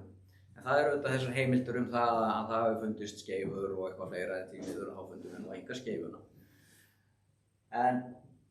Þannig að þetta er svona, já, þetta er önnur leiðin sem ég aðeins að tala og ég fer ekki hérna yfir í Fljótsdalinn og það sem að mér finnst samt sem áður vera í rauninni kannski mest spennandi að það er svona aðeins að vita ná einhvern veginn meiri upplýsingum það hvort það hafi nú verið farið austan eða vestan við Snæfellið. En eftir að kemur náttúrulega inn fyrir Snæfellið að þá er allavega það er ekki mikil ummerki vörður eða slíkt þarna frá en það hefur kannski heldur bara ekkert verið leitað allt of mikið. Ég held að við skellum okkur bara í gegnum hina leiðina hérna líka áður en við tökum spjallið. En það er þá þessi leið til Hansakaupmann í Gautavík því að þar var náttúrulega kaupstaður Hansakaupmann á þessum tíma og Steinunn svo sem þetta er eiginlega eftir að uppfæra þetta þrívíddarteiknum. Þetta er ekki rétt skora sem við farið upp þetta er ekki þingmannklifið sem við farið gegnum þarna sem við erum búin að komast að og staðfesta. En þetta samt sem áður að þetta virðist hafa verið mikið notuð leið fyrir á öldum og sérstaklega þá svona fyrir þessum, jafnvel 500 árum og síðan örugglega fyrr. Og þetta er ekkert svo óskaplega langt nema svona þegar maður er komin miðja leiða þá fannst maður þetta vera dálítið langt. Það er ennþá svo helvíti langt að komast niður á Öxi og í gegnum öll vötnin þarna, hótaða vatnaklasan og tjarnirnar í horninu slakkanum. En væntanlega hefur þessi leið síðan allavega að fara þarna niður af Öxinu og niður út í Gautavík að hún hefur nú svona lagst af auðvitað eftir að Hansakaupstaðurinn lagðist af í kringum 1600 þegar er flutt verslunin út á Djúpavog og þá hafa menn frekar farið að fara niður Fossvogsdalinn því að það er auðvitað styttra. Þá fara menn auðvitað þarna af þá sú leið liggur þarna ofan af líka bara áður en menn koma að Ódáðavötnunum. Þarna sem sagt endum við þetta ferðalag í Gautavík.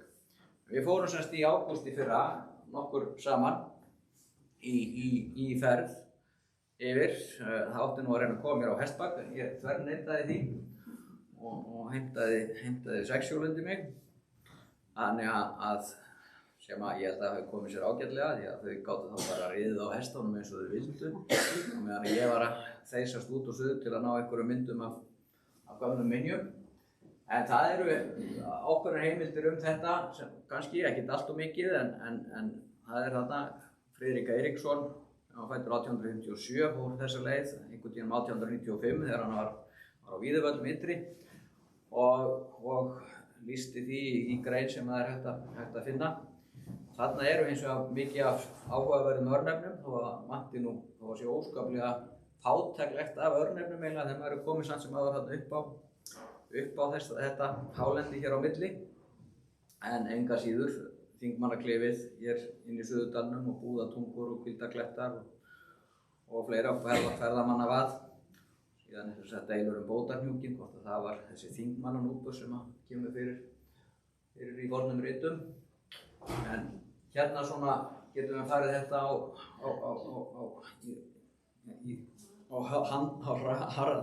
harða hlaupum. Þarna er sem sagt Þingmannaklifið við Víðavallagerði.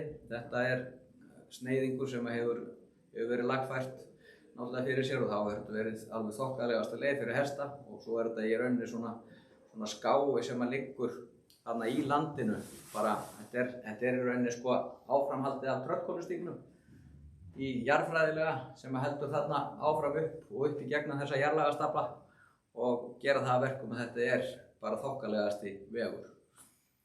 Þannig að þetta var það og þarna erum við komin upp á Trérhraunið og Sigmundarkofi, hlaðinn smalakofi hér fremst á Trérhrauninu og er sem sagt við þennan svokallaða slakka sem er þarna fyrir ofan þetta. Þarna erum við komin upp í einhverja 500 metra hæð cirka og síðan halda þá götur, þarna horfum við þá yfir í hina áttina til Trérhraunsins og yfir hennar slekka. Þarna er einmitt kirkjuvarðan í forgrunni sem er nú því miður farin að tapa sínum steinum. En það eru við fundum hérna í leiðinni að þá fundum við að komum að leifum að tveimur öðrum smalakofum sem var mjög gaman að sjá frá misjöfnum aldri en allt þarna í kringum þetta svæði sem maður kallaði slakki. Svo héldum við áfram þarna, reyndum svona að taka reiðmennirnir reyndu að velja leiðina svona eins og þeir hefðu verið að ferðast fyrir 500 árum og vissu svona nokkuð hvert þeir væru að halda en það var svo sem ekkert mikið þarna, það var eitthvað vörðubrot auðvitað þarna á vegum á leiðinni en oft bara svona steinhella sem hefur verið reist upp og það er nú trúlega svona frá seinni tímum frá smalamönnum. En við stefndum þarna inn í Gilsárdrauginn eins og þessi ör sýnir og það leyndi sér svo sem ekki þar svo komum við svona aðeins inn á einhverja leifar af einhverjum gömlum götum. Og hérna erum við komin hérna inn í Gilsárdrauginn og horfum þarna niður og við getum skoðað þetta betur síðan á eftir hjá mér í 360 gráðum þannig að þá sjáum við þá svona finnum við betur fyrir landslæginu. Svo tókum við miðið á, það var talið að miðið ætti að vera þarna á svona hæstu hæð þarna sem að bæri í Hornbrýnjunni eiginlega, þarna í Hornbrýnjuslakkanum og það stemdi í sjálfu sér alveg að þetta var ágætis reiðleið þangað þarna og þokkalegt að finna leið fyrir sexhjólið. Þannig að við héldum svo áfram en svo tekur við þetta ógurlega vatna- og tjarnasvæði þarna í Hornbrýnjuslakkanum og yfir Ódáðavötnum sem hefur gæti alveg hafa vafist alltaf fyrir mönnum fyrir á öldum eða lentum nú í þoku að lenda að finna leiðirnar á milli þessara vatna alla. En því að það er mjög víða, þetta er óteljandi alveg. Þarna sjáum við svona yfir þetta þetta svæði og þetta er mikið flæmi eiginlega finnst manni þegar maður er komin þarna upp. Þarna eru við sem sagt komin, svo hann er farið að halla aftur dálítið niður og sér þarna í Leirudalinn þar sem á að koma virkjanalón í Geitdalsvirkjunina og Bjarnahýði er hérna þetta sæluhús og hér þar við ána og svo er þetta örnefni Hvíldarklettar þarna fyrir neðan og þarna sjáum við það svona upp í þetta frá hinni hliðinni og heitir Brattháls, það er allt þetta svæði það ekki. En Hvíldarklettar heita þarna og svo heita Búðartungur sem sagt þetta svæði þarna fyrir ofan. Ekki nóga skrítalingu hérna sem geta leiðrétt mig. En hérna, vonið sé ekki að fara með mikið af fleiprum. En þetta á þessari og svo rekum við okkur bara áfram og hérna þarna horfum við á sömu átt en erum að halda áfram förinni þarna niður á Öxi og svo kemur þetta í rauninni þarna niður þar sem var nú búið að leggja slóð upp líka aðeins nær héraðinu og Skriðdalnum heldur en nýi vegurinn liggur upp. Þannig að við fundum þó nokkrar grjótrúur og melkollum eins og hann Friðrik talaði þarna. Hann hefði séð 1895 og jafnvel á stökustaða mátti greina einhverjar gamlar götur og þarna er ég búinn að leggja svona saman þessir hringir sem að sjást þarna svona undir að þeir eru staðirnir þar sem við fundum þar sem ég var að taka einhverjar vörður og skanna og mynda og þannig að þetta svona kom allt saman nokkuð heim við hvernig þessi leið hefði legið.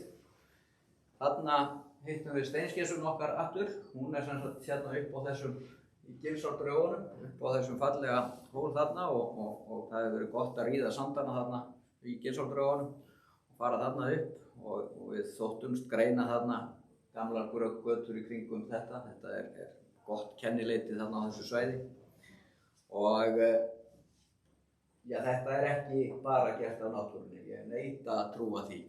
Ég held að menn hafi nú allavega sett þessa þrjá þarna á ofan á til þess að búa til þessa skessu. Og en ef þú horfir gegnum Villakatsi, hvert er niður þá? Já, það er ekki á leiðin, það er eiginlega þvert sko, en kannski vísar það leiðina út í áttina Hraungarði sko, og Gilsárdal. Hérna eru svona nokkur dæmi aðrar vörður, þær voru sumar stóðu þokkalega ennþá, aðrar voru orðnar vel faldar undir Grámosonu og svo var þessi hérna sem var alveg einstök þarna, þið sjáum nú hérna upp í Bjarnahýði, þetta er þarna fyrir neðan það og þetta er sem sagt, ég sýt sum eitthvað kannski þetta en þetta er sem sagt risastór steinn, þetta er ég verðum að tala að þetta er mannhæðarhátt og hann hefur sprungið, þannig að hann hefur staðið réttur þegar menn settu nú þessa steina og þennan stein til að vera til þarna sem leiðarmark og síðan eins og að brotna þessi tveir helmingar hérna frá honum og hann dettur en það samt ekki, hann fellur ekki varðan ofan á honum og heldur sér þarna en síðan er því miður steinnina það er þriðji helmingurinn á honum verið að fara úr honum og þá held ég að þetta falli nú aðstöðum sig. En ég er búinn að skanna þetta í þrívídd þannig að það er til stafræn tvíburi eins og hérna til að gera hérna aðeins í gegnum þetta þá náttúrulega þetta er það sem Steini var svo sem að koma inn á, þess að gríðarlega eign klaustursins og það er hægt að velta fyrir sér öllu þessu einmitt eins og við vorum að tala hvað þeir lögðu mikla áherslu á að kaupa niður við ströndina og niður alla firði og því að þeir fengu ekki nema brot af þessu gefins.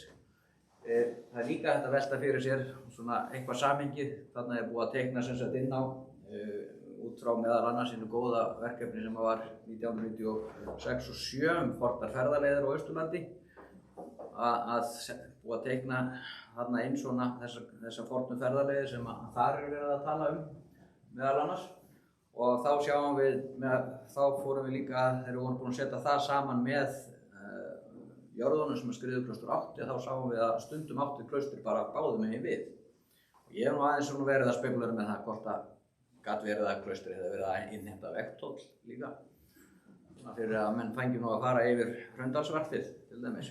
Skúli, getur við bakkað aftur og þessa hjá? Þannig að þetta er í raun ótrúlegt magn af jörðum í að klaustrið var bara starfrækt í 50-60 ár sko.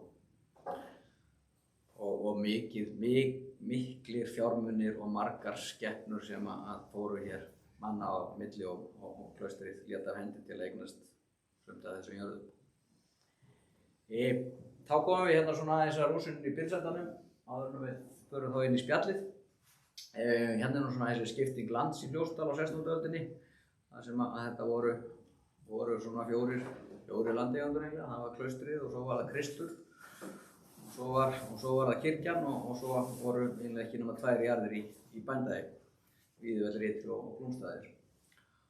Og í sumar þá hérna við höfum verið að vinna í þessu búsetuminjaverkefni sem þið hafi nú fengið að fylgjast með, svona þeir sem hafa komið hérna reglulega.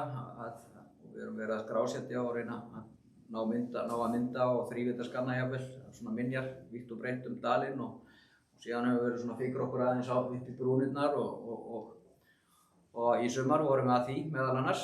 Hér erum við með inn í Suðurdal og Klúka og Sóleyjarbotnar eru þarna. Þarna ofan við Sóleyjarbotnana, þar er svona svipað á Þingmannaklifið. Það er svona gata sem hefur verið lagfærð og gert það verkum að mann getur farið með hesta og það var, við vitum alveg að það var farið með heybandslestir jafnvel þarna þegar við vorum að heyja yfir á Gilsórdal. Þetta heitir Narfagata og það klingir bara þeim bjöllum alltaf í haustum allavega á mér og Steinunni að það er Narfi Jónsson sem var fyrsti príor hér og þá velti maður fyrir sér, getur verið að bændurnir á Víðivöllum ytri hafi bara alls ekki hleypt klausturmönnum í gegnum landi hjá sér, en svo þegar klaustur var búið að eignast Víðivelli fremri sem átti þetta land, að þá var rudd þarna góð og greið gata upp á hálsinn. En þetta eru nú bara svona spekulasjónir. En þetta fórum við hins vegar í sumar, ég og 2 nemar sem voru að vinna hér í nýsköpunarverkefni eða með styrku nýsköpunarsjóða námsmanna með mér í að skoða þessar gömlu götur og minjar. Við skrúfuðum okkur þarna upp í Sóleyjarbotnana og gengum upp Smalaskólahraunið og fórum svo þarna upp Narfagötuna og hérna, ég ætla ekki að segja að það hafi ekkert tekið á, en það var ekki fært á 6 hins vegar. Og upp á hálsinn fórum við og staðurinn sem við vorum að stefna á var hið svokallaða Pálssel sem er þarna í landi Klúku hinum megin við hálsinn og yfir á Gilsórdal. Og þetta er eiginlega engar heimildir að viti. Það er eina sem er sagt að það hafi mögulega að þetta heitir Pálssel vegna þess að þar var einhver Páll og mennum ber ekki einu sinni saman hvaða Páll það var svona í lok 18. aldar sem bjó hér yfir í Suðurdal sem var með fé á seli þarna og þess vegna heitir það Pálssel. En þetta liggur hátt, þetta er í 440 metra hæð en þegar maður rýnir í loftmyndir og sérstaklega þessar nýju og skýru þá sér maður að þarna er mikið af minjum. Og þarna hafðu hvorki Hjörleifur Guttormsson né Helgi Hall komist inn eftir. Ég var mjög ánægður með henni þegar hann og við 3 þegar við fórum þarna yfir. Og þarna er þetta gósenland, Pálssel og Gilsórdal, í óþekkta býli, því að hér erum við með gríðarlega mikið af minjum frá mismunandi tímum. Hér erum við með fjárhús, hér erum við sennilega með Burstabæ, frekar en Gangabæ. Þetta eru miklar minjar. Síðan hérna framan við lækinn, þá eru hér alveg endalaust af öðrum miklu eldri byggingum. Og það er engar ritaðar heimildur nokkra byggð inn þarna þetta langt inn á Gilsórdal og þess vegna mjög spennandi svæði og það eru svo margir fornleifafræðingar hérna nú að ég er búinn að kveikja í þeim öllum svona til þess að skoða frekar. En þetta mynduðum við allt saman í bak og fyrir og þrívíddarskönuðum töluvert, þannig að það er nú hægt að skoða þetta dálítið vel í sínu staðræna. En þetta endum bara hérna svona á þessu vídeói sem að þegar við vorum að leika okkur að því. Þarna sjáum við dálítið að þessum blásnum götum hér inn á heiðinni í Heiðarbrúnni hér er náttúrulega endalaust af götum sem eru sjálfsagt margar hverjar að stofna til gamlar. Þetta er að Denni að fara þarna með Tóti Reyðar, hann er að koma frá Hálsahöfn. Hann reyndar fór sjálfur síðan alla leið yfir jökulinn við þriðja mann. Þeir skíðuðu yfir jökulinn og voru að taka myndefni líka fyrir mig, þannig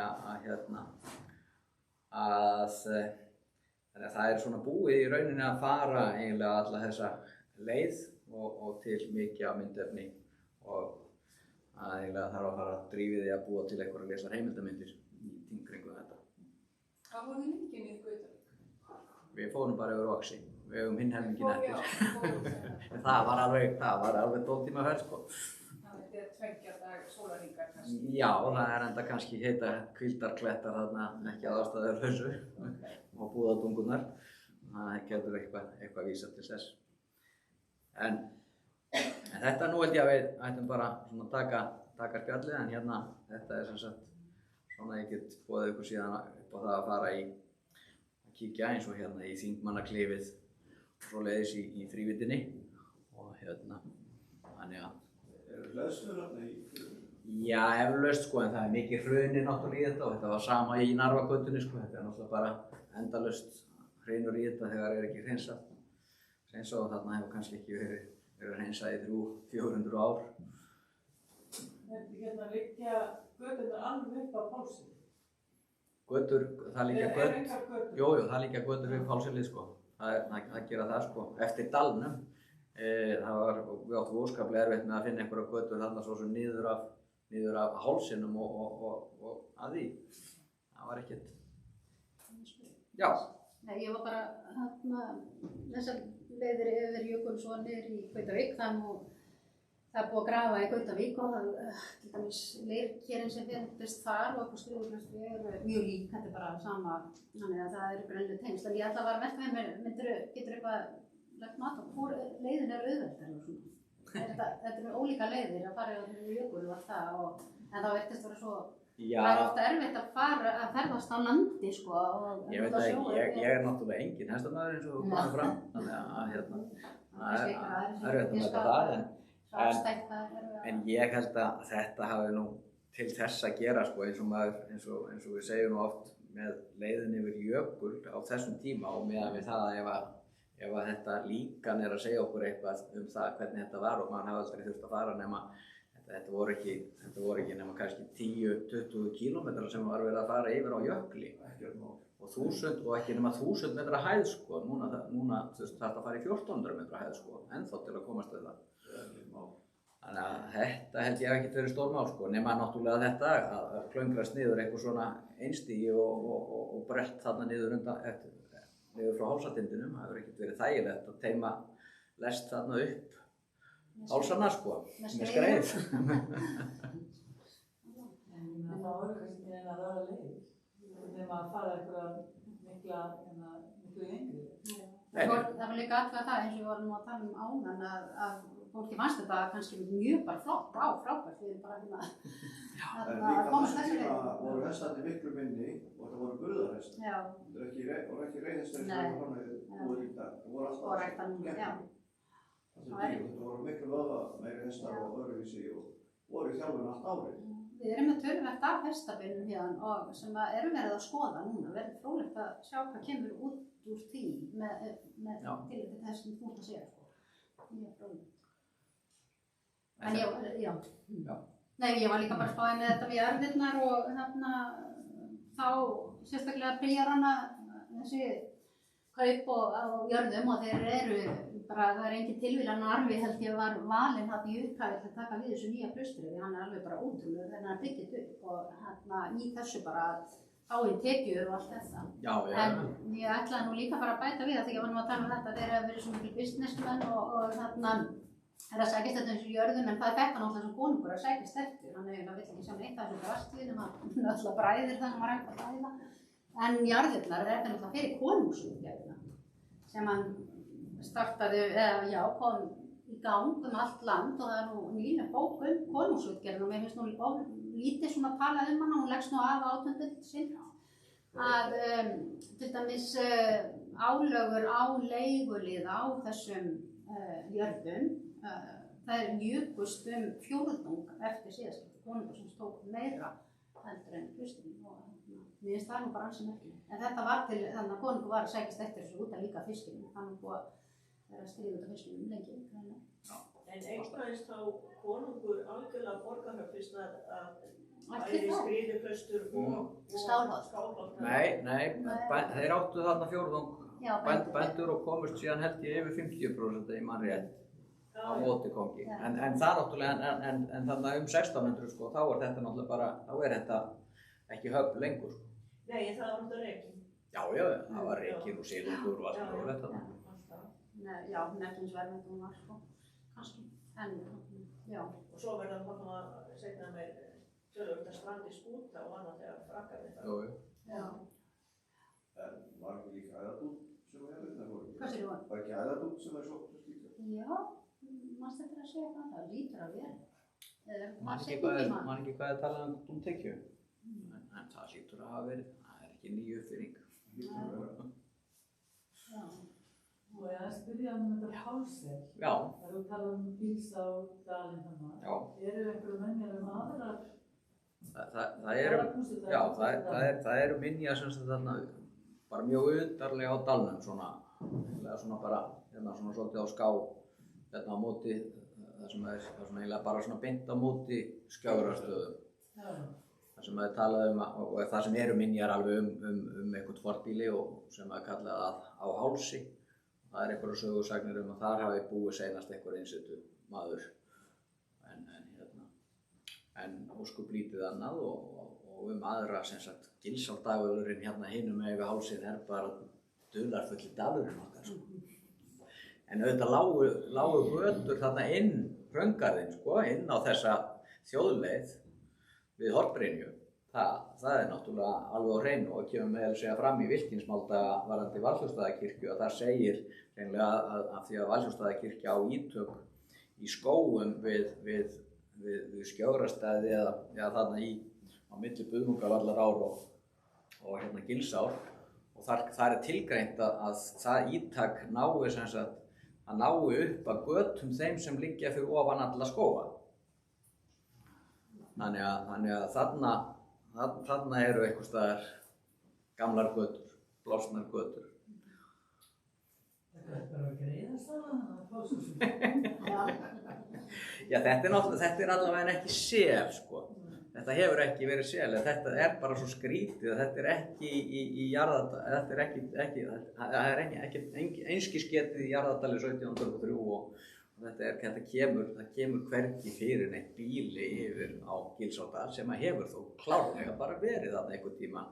Já, þetta getur ekki verið eiginlega í mínum huga eldra heldur en frá svona 16. og 17. öld þessar rústir. En það þurfa við nú fornleifafræðingar að fara aðeins með bor í þetta og svona og gjóskusýni. Ég var ekki með neitt svoleiðis með mér.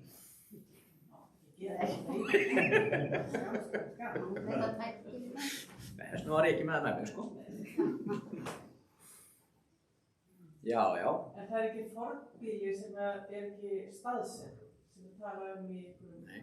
Já, ekki sem við höfum svona rekist á ennþá sem að, en svo maður velst ýmsu fyrir sér, sko, ég meina á einhvern tímann 1600 og 70 þá fellur mikil skrið á bæina á Víðivöllum fremri og bara tekur þá af, flutti bóndinn sig mögulega yfir fjallið tíma. En það er ómöld, sjá. Já, með frekari rannsóknum og sennilega fáum við engin nöfn þarna upp úr þó við færum í uppgröft. Eða var það að horfa sér undan einhverju best? Já. Það er þetta í mikilli hæð. Þetta eru 440 metrar, stendur þetta þannig. Það er annað sem var verið á þetta leggja yfir þetta sem var líkt þarna jöklarlíkanum. Það er náttúrulega útbreiðsla skóglendis og við förum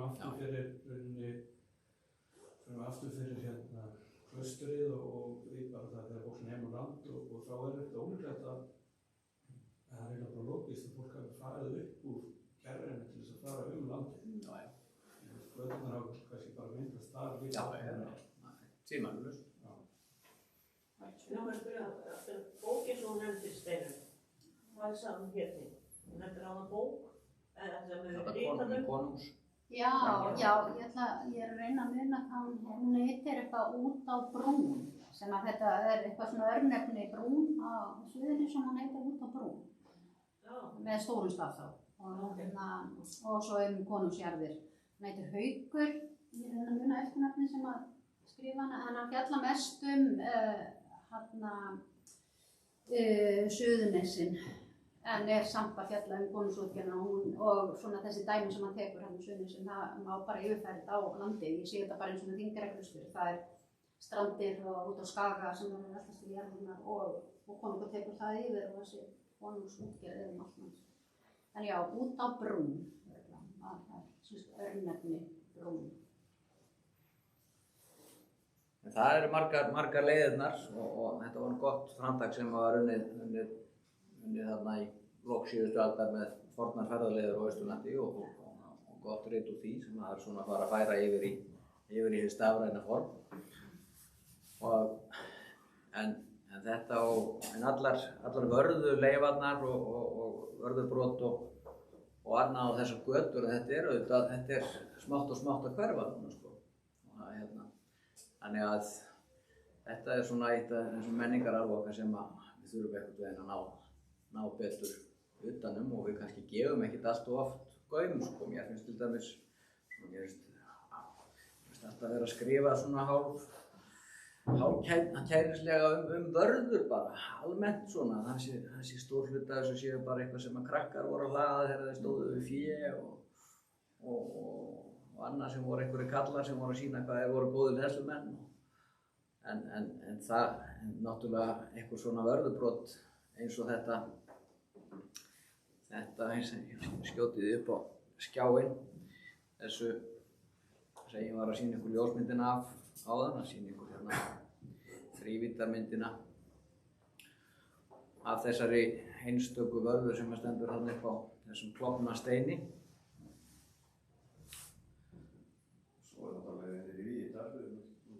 Nei, það eru náttúrulega endalaust margar þessar leiðir og þarna við Hollbrýnun eru náttúrulega mjög margar leiðir sem eru einmitt að krossa sko. Hérna sjáu þið nú þetta fallega fyrirbæri, þennan stein sem hefur borið þessa vörðu en er síðan svo hafa sprungið þessir bútar úr og færst með tímans rás frá móður steininum.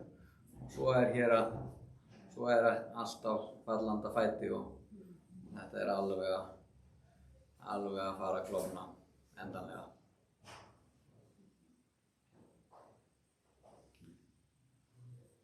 En við getum gert miklu betur í því að ná öll saman upplýsingum eins og til dæmis svona vörðu, því að þetta gerum við bara með síma. Þannig að almenningur getur farið að leggja minjaskráningunni heilmikið lið með því að nýta þessi dýru snjalltæki okkar. Hvað heitir aftur það forrit eða? Þetta er Polycam, heitir þetta þrívíddar forrit. Og svo eru náttúrulega drónarnir náttúrulega líka bara algjör snill. Geta verið með landslagið svona frá öðru og betra sjónarhóndi. Þannig að ég sé hvort að við náum ekki að keyra upp sýndarveruleikagleraugun með einmitt eins og til dæmis að fara inn á þessa mynd og kíkja upp á heiði. Já, Trausti? Vörður er sem samkvæmt gríðarlega merkilegt fyrirbæri og Páll Pálsson gefur fyrirlestur landamerkjavörður sem er óskaplega áhugaverð. Já. Það er bara sem dæmi hvað gildi er. Já, Páll er heldur betur búinn að stúdera þær sko og koma með nýjar kenningar í kringu þær. Já, vilja menn halda áfram almennu spjalli eða? Mér langar að spyrja einu spurningu. Það var það þegar að Vestur leggst af til þess við Gautavík og komum Vestur út á Hjúbó. Er þá meiri líkur að þeir farið niður í Fossvogsstaði, já. Ekki niður í Hammarstaði? Ég held að það verður meiri líkur að farið Fossádalurinn út í Fúlavog. Það var starfinn Já. Erfiðari niður. Það líka minjar í Fossádal sem ég held að sem svo hátt uppi að það benda til þess að það hafi verið búið og ég held að sé tenging við þessa leið sem þið hafa verið að tala. Ég hef skoðað þessa minjar, það er rosalega mikla minjar. Mjög flott. Spennandi. Það er hverju gróði. Já. Það verður minna ábyrgðandi Já. árið sem líður. Það er. Því nakta land okkar að klæðast skógi aftur, bæðið af manna og náttúruvöldum. Og það er ekki að þessa myndir. Hvað heitir svo staður? Þetta eru nokkri bæði, sko. Nei, þetta er Kirkjuhöfði, held ég. Já, en þetta er fleiri en eitt stað á Hússtað. Það eru 13 eða 14 tóftir á saman stað og svo er það grafið 2 á leiðinu, sko, sem eru hærra og lægra og það eru allavega eitthvað frá 11 til 12 öld. Náttúrulega þetta er áhverð. Já, það er spennandi að velta þessu öllu fyrir sér. Mér er svolítið merkilegt þessi leið þarna upp frá Víðivöllum. Mann finnst auðveldari leið að fara inn hjá Sturlugötu og þar upp. Já, ertu að meina Þingmannaklifið hjá Víðivallagerði? Það er svolítið krókur, sko. Það er asskoti bratt meira að segja fyrir 6-hjólið þarna upp hjá Sturlugötu, sko.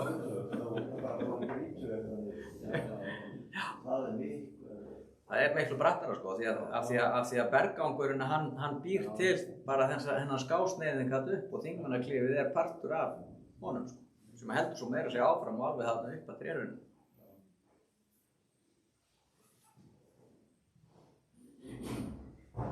Já.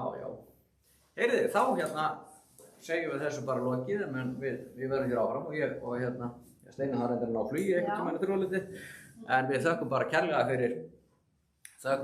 fyrir komuna og þeim sem að hlýddu á streymið og þetta verður nú aðgengilegt eitthvað á YouTube-brásinu okkar. Kannski setjum við ef mér sýnist að það hafi verið mjög erfitt að sjá það sem var á skjánum í streyminu að þá hérna skutlum við kannski glærunum inn með þessu. En endilega þeir sem eru hérna staldri við og sjáum hvort við getum ekki skellt ykkur upp í loftið yfir jökulinn eða hér niður yfir Gautavíkurlauginna. En bara kæra þakki fyrir og takk kærlega Steinunn fyrir að gefa þér nokkra daga hérna á héraðinu núna. Já, takk sem leiðis.